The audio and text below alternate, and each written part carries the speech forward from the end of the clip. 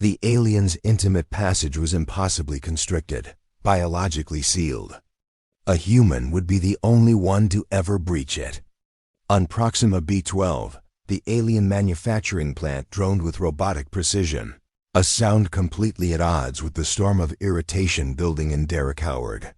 His role as lead tech meant he was stuck orienting the new hire, a job that should have been handled by his supervisor, Commander Richards. But the commander had conveniently vanished on a last-minute urgent inspection, leaving Derek with the task. "Just fantastic," he grumbled, pushing a hand through his dark blonde hair and checking his appearance in the reflection of a dormant assembly line. His faded t-shirt and worn work pants weren't the professional welcome wagon the company likely wanted, but it would have to suffice. The factory's main doors hissed open. Derek turned, ready to recite the standard welcome speech he'd half memorized. The words evaporated in his throat. Standing in the entrance was the most arresting alien woman he had ever encountered. She possessed flawless, light green skin that seemed to radiate its own light under the harsh industrial lamps. A heavy cascade of vibrant orange hair framed her delicate features and full lips. But her eyes were what truly held him captive, large, expressive, and flecked with fine golden strands that shimmered like polished metal. "Ah, hello," she offered, her voice a melodic lilt with an unfamiliar accent. "I am Mila. I was instructed to find Commander Richards." Derek had to force his throat to work, realizing he was gaping. "He's unavailable. I'm Derek Howard, the lead tech here. I'll be your guide for today."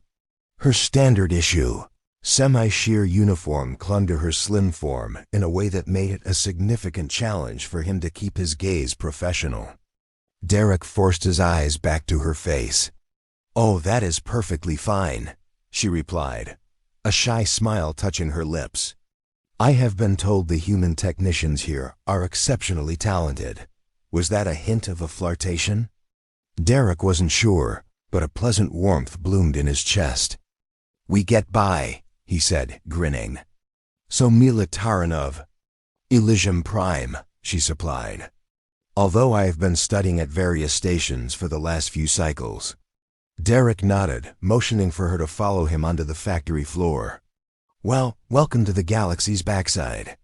The scenery on Proxima B12 is just rocks, followed by more rocks, and then this facility." As they navigated the rows of robotic assemblers, Derek kept finding himself stealing glances at her. Her movements were hypnotic graceful, but with a slight hesitation, as if she were constantly assessing her new environment. "Is that why you are here?"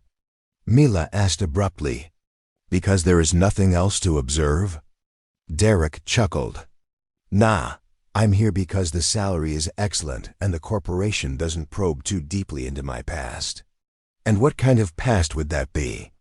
Her golden flecked eyes shone with curiosity. "Let's just call it an amicable split with Earth," he replied, winking. "No crimes, just creative disagreements with the people in charge." Their tour continued, and the stiff professional explanations soon melted into relaxed conversation. Derek was captivated by her intellect and her genuine fascination with his descriptions of the factory's complex systems. As the shift ended and the artificial lights dimmed to mimic evening, Derek felt a strange reluctance for their time to be over. "So," he said, leaning against a console, "have you sampled any of the local cuisine?" Mila shook her head, an orange lock of hair swinging. "I only arrived yesterday. My quarters are still full of empty containers." "There's this food stall in the colony center," Derek said, surprised at his own forwardness. "He makes these amazing fusion dumplings. They're a mix of Earth food and local Leon. Want to try them? We can call it part of your official orientation." Her lips parted, and for a second, Derek worried he'd been too bold. Then she smiled, and it was like a star igniting. "I would enjoy that very much," she said softly. The colony's evening air had a metallic sharpness as they walked, their path lit by bioluminescent street lamps. The conversation was effortless, flowing between them with easy laughter and the occasional brief touch of their hands. "So you're telling me," Derek said, "mid-dumpling, you've never laid eyes on a real ocean?" Mila shook her head, savoring her own bite. Elysium Prime is primarily desert and high mountains. We have inland seas, but not the vast oceans described in Earth's data files. You're missing out. There's nothing like standing on the shore, feeling the waves break over your feet, the salt spray on your face. "It sounds incredible," she said, her voice laced with longing. "Perhaps I will visit Earth one day." "If you do, I know all the best spots," Derek replied. "Assuming they ever let me back, of course." They kept walking, the colony's artificial night cycle lending a surprisingly romantic feeling to the air. Derek felt himself being drawn closer to her, their shoulders brushing. "This was unexpected," Mila confessed as they neared the residential block.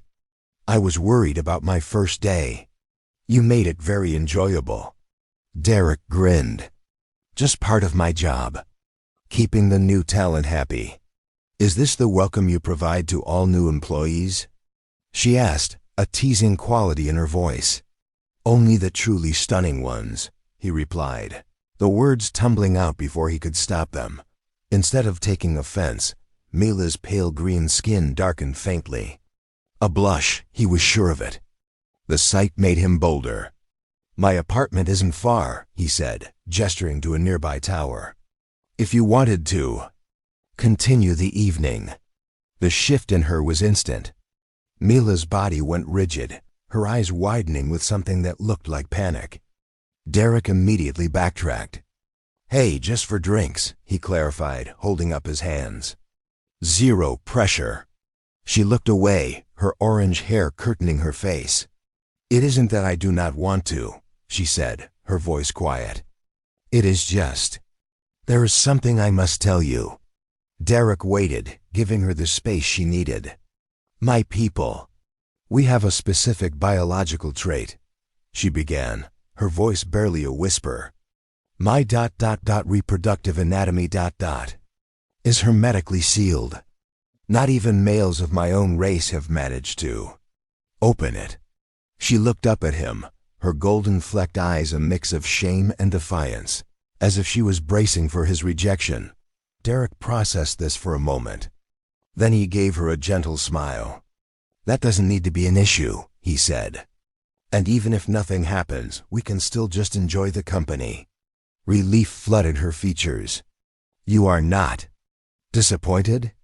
"Mila," he said, taking her hand, "I've learned the best things in life are the ones you don't see coming. Besides," he added with a grin, "I'm known for having a pretty skilled touch." Her laughter, bright and clear, echoed in the street. "I believe I am going to enjoy working with you, Derek Howard," she said. "Trust me," he replied, his grin widening. "The pleasure is all mine." His apartment was a study in practical minimalism, concrete walls and exposed conduits, softened by warm ambient lights and a few personal items, a vintage travel poster of Earth's Pacific Ocean, a shelf of intricate mechanical puzzles. "It's not fancy," Derek said, leading her inside. "But it's home." "I like it," she replied, her eyes absorbing every detail. "It has integrity." Derek smiled at her choice of word. "Drink?" "I've got some passable whiskey and a decent Centauran wine." "Wine would be lovely," Mila said, seating herself on the edge of his couch. He watched her fingers trace the rough fabric, noting how her pale green skin was a beautiful contrast to the dark gray material. As he poured the drinks, he caught her watching him, her gaze lingering on his arms and shoulders. The attention sent a pleasant jolt through him. "So," he said, handing her the glass and sitting nearby close, but not too close. "Tell me more about this physiological difference, if you're comfortable talking about it." Mila sipped the wine. "On my homeworld, Elysium Prime, females are born with a biological barrier. It seals our reproductive anatomy until ... She hesitated. Until we encounter a truly compatible partner. Compatible in what way?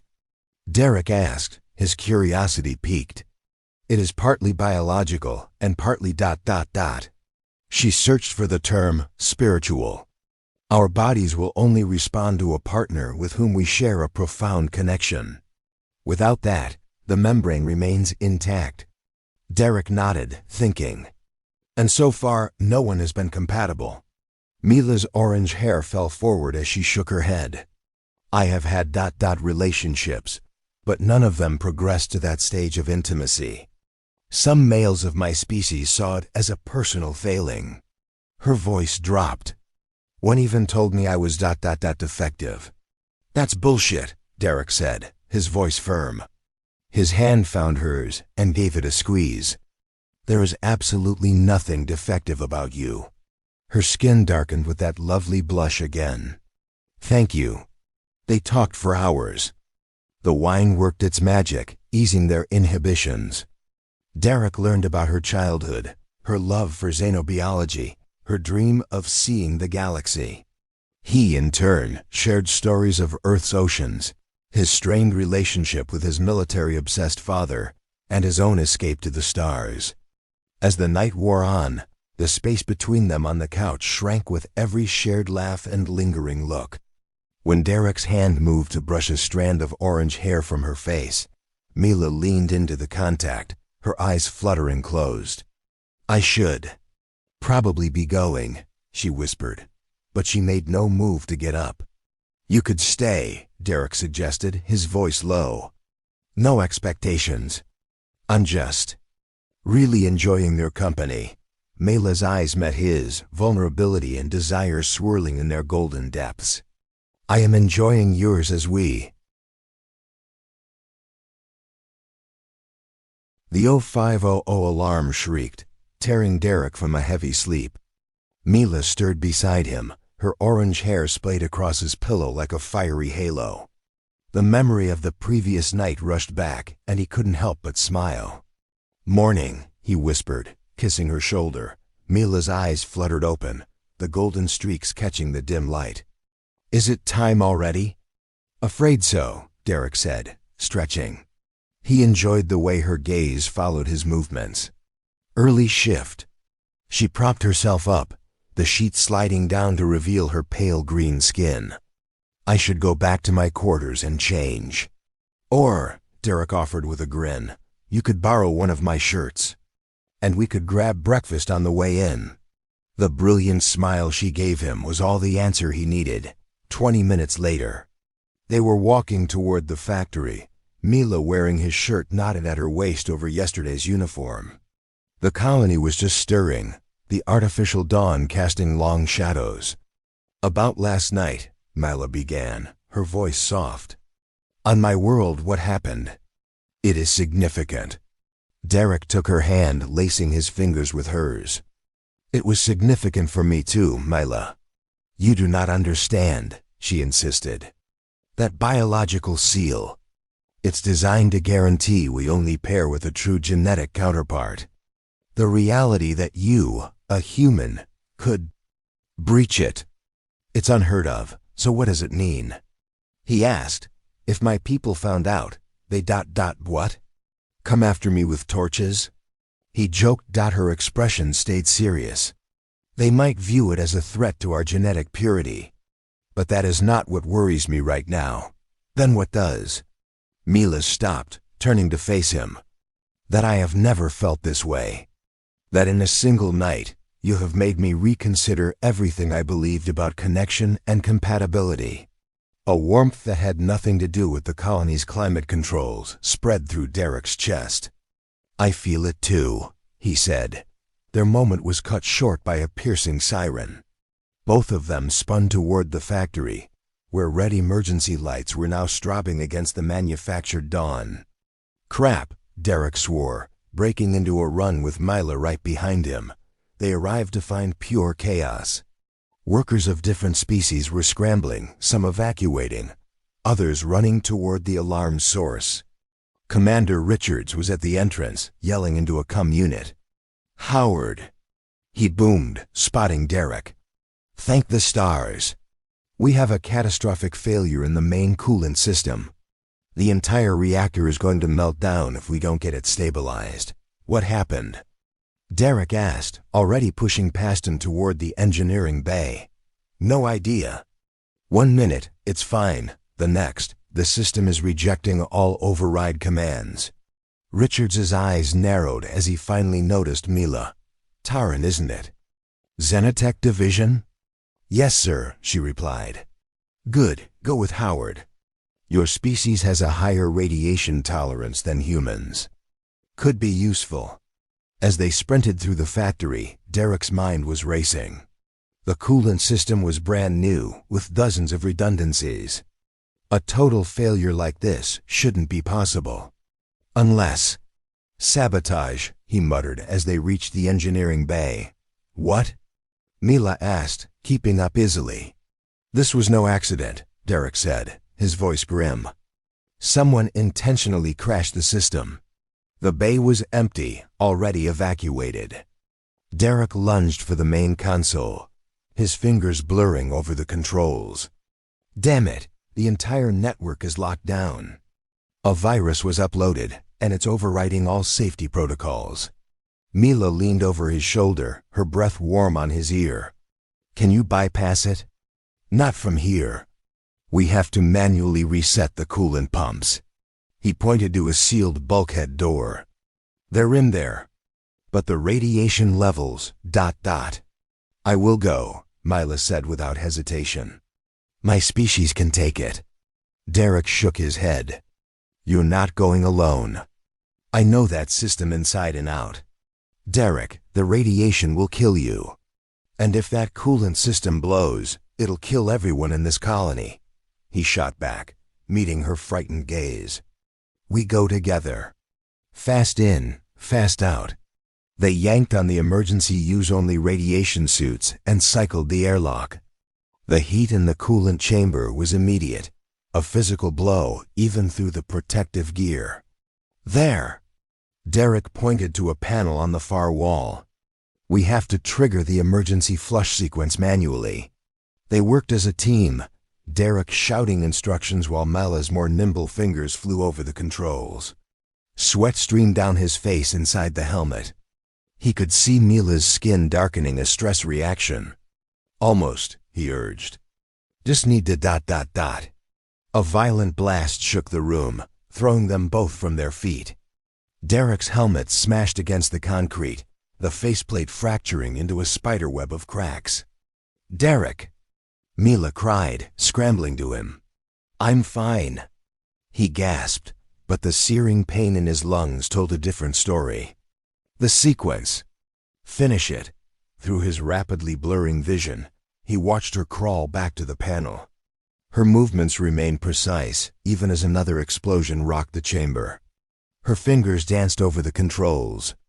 Got it! She yelled. Systems are resetting. Derek tried to push himself up, but his limbs refused to obey. The radiation. He'd taken a direct hit when his helmet cracked. Mila was at his side instantly, hauling him up and taking his weight. Stay with me, she commanded, her voice strained with fear. We are getting out of here. As his consciousness started to fade, Derek had one crystal clear thought. Whoever did this was not going to get away with it. He drifted, aware only of being carried. Mila's voice was a constant, urgent presence in the haze of pain. The harsh lights of the medical bay stabbed at his eyes, forcing a groan.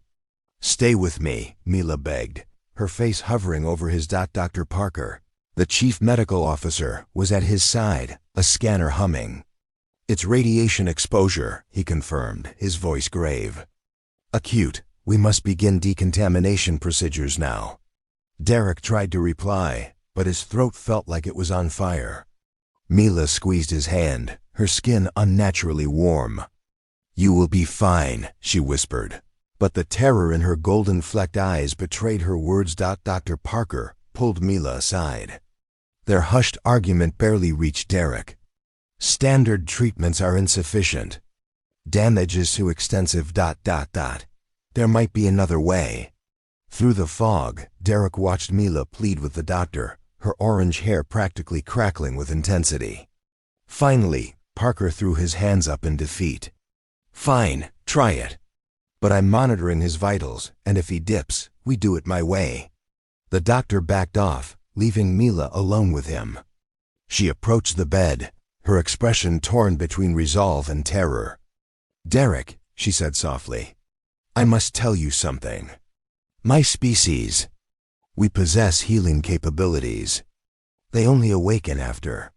She glanced around, lowering her voice. "After an intimate bond is formed. It is the reason for the biological seal, to ensure we only share this power with our true match." Derek managed a weak, raspy smile. "So I'm your true match, huh?" "It would seem so." Her own smile was shaky. "And now, I may be able to help you, but it requires physical contact, skin to skin." Despite his condition, Derek felt a flicker of his old self. "Normally I'd be all for that, but I'm not exactly at my best." "Not that kind of contact," she clarified, blushing. "I just need to establish the connection." With Dr. Parker watching from a distance, Mila rested her palms on Derek's bare chest. She closed her eyes, her breathing slowing. At first, nothing. Then he felt it. A soft warmth emanating from her hands, spreading into his body, soothing the fire in his lungs and the hammer in his head. "Holy hell," he whispered, the pain actually starting to recede. "That's incredible." Mila's face was a mask of focus, sweat beading on her forehead. The warmth intensified, almost uncomfortably, before settling into a pleasant tingle that pulsed through his entire body. Derek watched, stunned, as the red radiation burns on his arms visibly began to fade. After several minutes, Mila swayed, her hands sliding from his chest. Derek, surprised by his own returning strength, caught her before she fell, guiding her to sit on the bed. "Easy, you okay?" She nodded, her voice weak. "The healing. It takes a lot out of me. I will be fine." Dr. Parker approached, his scanner whirring. His eyes went wide as he read the display. "This is impossible. The cellular radiation damage has been reversed by almost 70%. How did you?"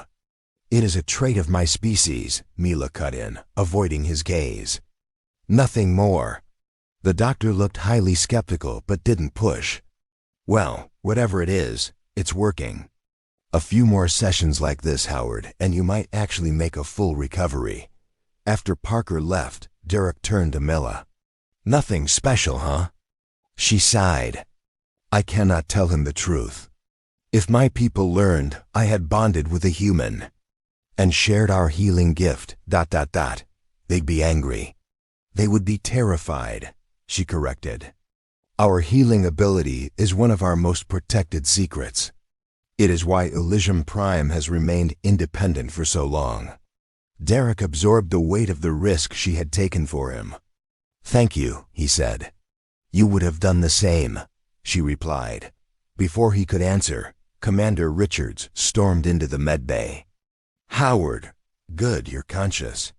We found the saboteur." Derek sat up, ignoring his dizziness. "Who was it?" "Not a who, a what. It was Proxima Dynamics, our main corporate competitor." Richards shoved a datapad at him. "Security found their proprietary virus signature in our system logs. They're trying to crash our operations to force a payout." Derek scrolled through the data, his technician's mind already finding flaws. "This is wrong. The virus targeted subsystems in a pattern. It shows a deep internal knowledge of our systems. An outside corp couldn't have known."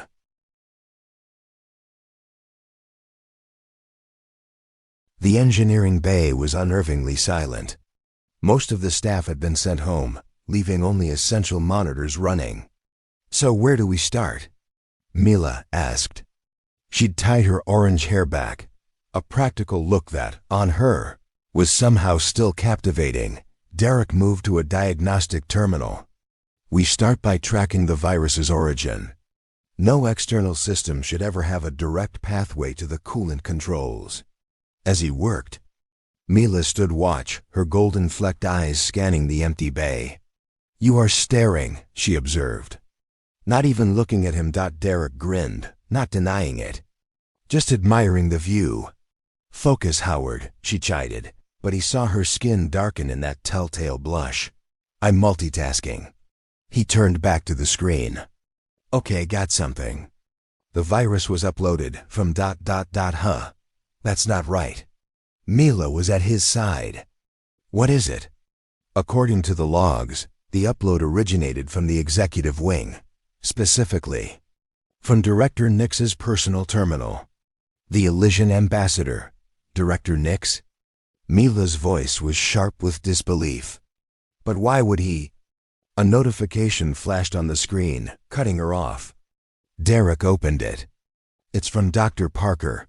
He needs to see us right now. He said it's about your healing powers." Mila's face paled. "He promised to be discreet. Maybe he just found something in the test results," Derek said. Though a knot of unease tightened in his gut. They hurried to the medbay. The factory's empty corridors amplifying their footsteps. Dr. Parker was waiting, his usual calm replaced with nervous energy. He pulled them into his private office and sealed the door. "I found something," he said, skipping any pleasantries. "When I analyzed your blood, Howard, I found ... anomalies. The radiation damage wasn't just healed.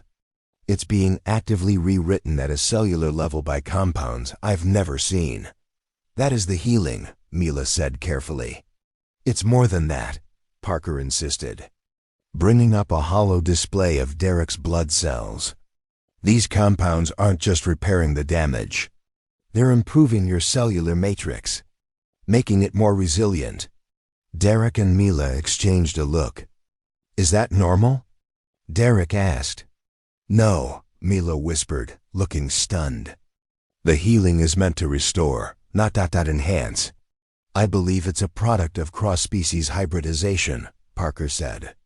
"Your human physiology is reacting to the Elysian healing in a completely unexpected way. Why are you telling us this, Doc?" Derek asked, his suspicion growing. Parker leaned in. "Because I'm not the only one who knows. I found an unauthorized breach of your medical records this morning. Someone is very, very interested in what's happening between you two." "Who?" Mila demanded. "I tracked the access request. It came from a diplomatic channel, directly from the Elysian Prime Embassy." Mila sank into a chair. "My own government is spying on me." "It's worse," Parker said, his voice grim. "I have a contact in communications. There's been unusual ship chatter. An unscheduled diplomatic vessel from Elysium Prime entered orbit 2 hours ago." A cold dread washed over Derek. "The sabotage. It wasn't Proxima Dynamics at all, was it?" "I don't think so," Parker agreed. "I think someone needed to test your capabilities, Howard. And now they know about your connection with Mila." Before anyone could speak, an alarm blared through the entire facility. "Security breach in sectors 3, 4, and 7, a computer voice announced. "All personnel, implement lockdown." Parker's cum buzzed. He listened, his face growing paler. "Understood." He turned to them. "Armed hostiles are in the facility. They're wearing Elysian diplomatic markings, but moving like a military tactical squad." "They are here for us," Mila said, standing up. "For me." "Doc," Derek said, his mind racing. "Is there another way out of here?" "Service corridor. Through the supply room. It leads to the maintenance tunnels." "Good, we're taking it." Derek grabbed Mila's hand. "If anyone asks, you tell them ... I never saw you," Parker finished. "Go, now." They slipped into the narrow, dimly lit maintenance tunnels, the air thick with the smell of grease and metal. "Why would my government do this?" Mila whispered as they ran. "You're healing," Derek said, pausing at a junction. "You said it's a secret." Maybe they're scared of what happens when it mixes with human DNA. But to risk an entire factory? To kill people? It makes no sense. It does if they're terrified of what we represent, Derek said, meeting her eyes. Think about it. If humans and Elysians are compatible, if I can open a seal that no Elysian male could, what does that mean for your species' genetic purity? Mila's eyes widened. It means we could hybridize. A noise echoed from the tunnel behind them. Footsteps. Multiple. Moving fast. They're in the tunnels, Derek whispered, pulling her into a dark side passage. Deeper they ran, but Derek couldn't shake the feeling they were being funneled. Every turn seemed to lead them further into the facility, not out of it. We're being herded, Derek muttered, stopping at another junction. Suddenly, a panel in the wall beside them slid open. They both recoiled, Derek shoving Mila behind him. Quickly, a hushed melodic voice said from the darkness, "Inside, before they track your heat signature." The footsteps behind them were getting closer. "We don't have a choice," Mila whispered. Derek nodded, and they plunged through the opening. The panel sealed, leaving them in darkness until soft blue guidelights flickered on. They were in a hidden corridor. Standing before them was Director Nix. "Director," Derek said, his voice tight, not moving from his protective stance. "This is a hell of a place for a meeting." "Indeed, Mr. Howard," Nix replied, his face unreadable. "But my intentions are not what you believe." "Your terminal was used for the sabotage," Mila accused him. "You endangered this entire colony." "A regrettable requirement," Nix said, his expression tightening. "I had to manufacture a scenario that would confirm your compatibility. I had to be certain before I acted." "Acted how?" Derek demanded. "Against those who would see your bond destroyed." Nix jested. "Come, we are out of time." Reluctantly, they followed him to a small, hidden communications hub. Screens showed the armed Elysian soldiers sweeping the facility. "The Purity faction," Nix explained, pointing at the soldiers. "Fanatics in our government who believe any contact with other species, especially humans, is a threat to our genetic legacy. And you're not one of them?" Derek asked. "I was," Nix admitted, "until I saw the data." He activated a holodisplay showing complex genetic strands. "This is the result of human and Elysian genetic blending.